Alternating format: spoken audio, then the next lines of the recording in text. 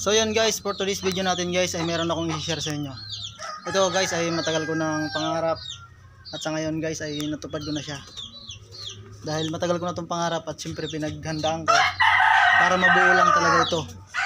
Dahil napaka hirap ng buhay kaya nagtayo-tayo na sarili nating bahay.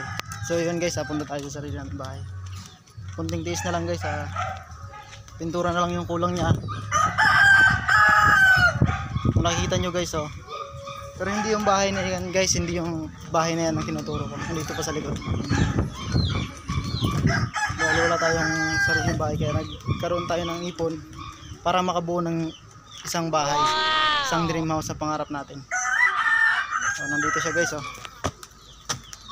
hindi yan guys walang awat walang awat walang awat ito guys nakabuo na tayo ng sarili nating bahay. Dream house nga lang, napakaliit.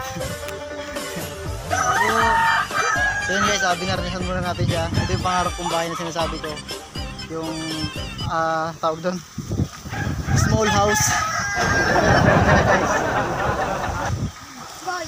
Tingnan nyo,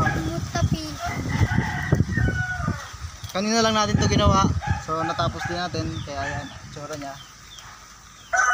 Pero ang purpose ng bahay na to guys ay alkansya yan. Dito hinuhulog yung pera. Siyempre ito yung pangarap natin na alkansya, kaya tayo na mismong gumawa. So yun lang guys, at maraming salamat sa ating solid supporters.